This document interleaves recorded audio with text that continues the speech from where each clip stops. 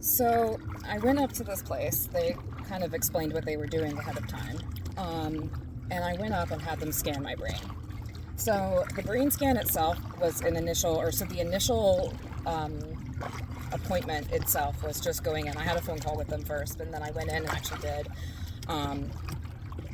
a QEED.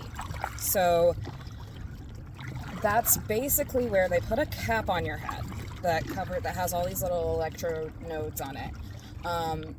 They squeeze some gel in to make sure that the connection works, a conductive gel, through your hair, kind of on your scalp. And you sit there with basically a swimming cap on that has all these little plugs on it. You don't notice anything. The place that I went to did 2 scans. The first one so each of them were 6 minutes long.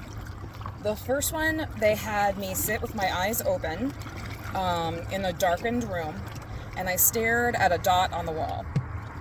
So eyes open, just sitting there, still, with my eyes open. I definitely zoned in and out. They didn't tell me to think about anything, not think about anything, try to meditate. They gave me no instructions for what to do with my brain during that time. So I just sat there and kind of spaced and did try to do clear my mind meditation type things and hope that they didn't, I don't know, they can't read your thoughts or anything, but they can, I guess, see which parts of your brain are, connected to each other based on what responds to an electrical impulse sent from here, what part responds to it. So what secondary node responds to that stimuli. So, and they kind of just map your neural pathways. So I did 2 scans, 6 minutes long a piece. The first one was with my eyes open, staring at the dot on the wall. And the second was with my eyes closed. And they said, just don't fall asleep. That's all you have to do. Just don't fall asleep. So again, I kind of meditated, kind of zoned, spaced out, whatever. And that was it. That's all that happened. I was in there, my appointment probably lasted a total of 20 minutes or so. The guy who owns the place came out and, said hi to me afterward or whatever. And then I just had a phone call, today's Sunday. So I had a phone call on Friday, which was just a few days later, where they went over the scan with me. So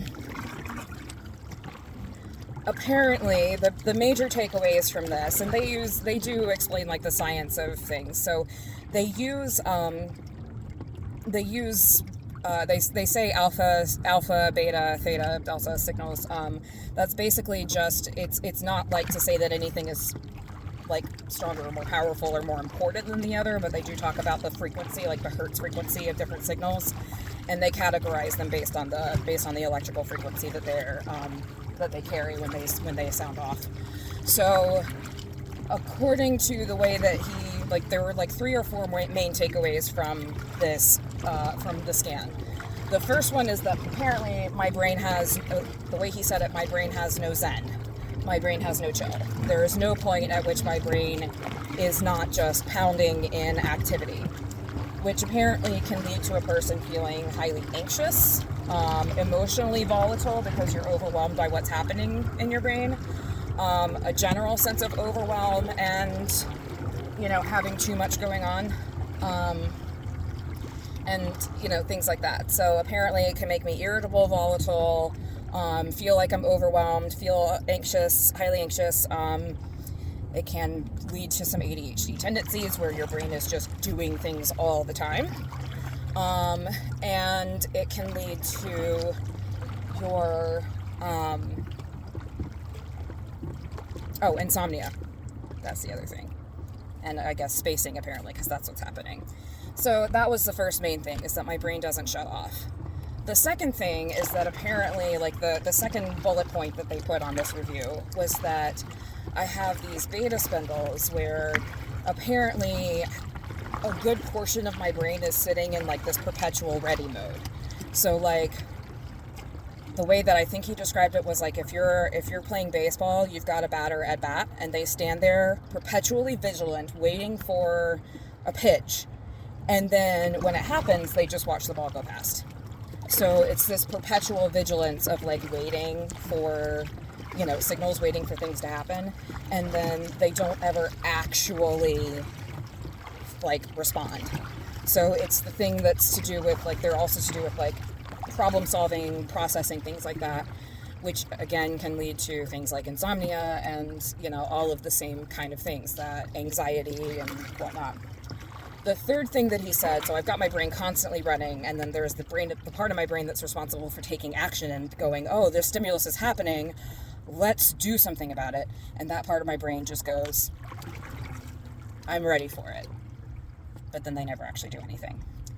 The third thing that he said is that apparently my brain has trouble differentiating, can't tell whether it's awake or asleep or on or off. It's in this constant state of ready mode, but it doesn't actually it's not actually aware of that. And I've definitely noticed that, especially lately, where I will be sitting at my office and doing that, like the 3 p.m. crash that happens or the 2 p.m. crash, the coffee's worn off, my first meds have worn off, and I'll be sitting in my office at my desk, and my brain straight goes to sleep.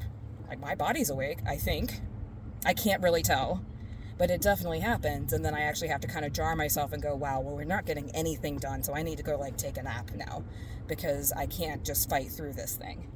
I thought that was to do with diet and the lack of sleep and things like that, but apparently it's also just something that my brain does, where my brain can kind of shut off without even being aware of it.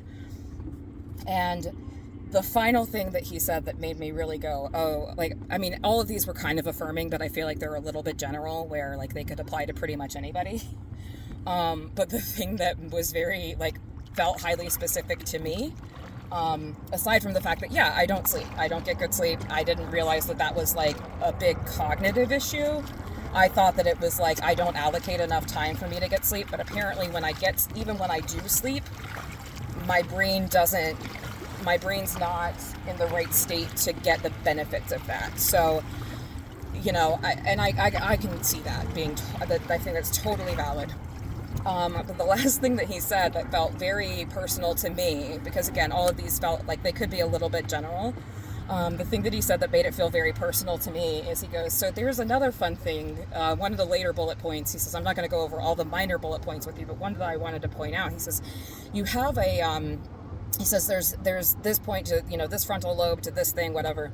He says, what you have this, and it's pretty strong. He says it's typically what we see in this is that typically indicates that a person is very vigilant and hyper aware of their surroundings in a constant vigilant state of their surroundings. And he says that we see it particularly in people who are very attuned to other people's micro expressions, like their facial expressions and their micro facial expressions. He says, so what I typically go ahead, he's like, I usually think, he says, everything that we've talked about up until this point is genetic. This is a learned response. This is a nature thing. This is a nurture thing. This is a learned response. He says, usually when I see this level of this particular synapse in people's brains, he says, it's typically that you had something like a narcissistic mother, where you had to be really very cautious and always aware of the mood of the day and the mood of the moment, and what kind of emotional state that she was in, just to make sure that you stayed safe and that you knew where, what ground was safe and that kind of thing. So he said that, and he goes, that or, alcoholic father. And I was like,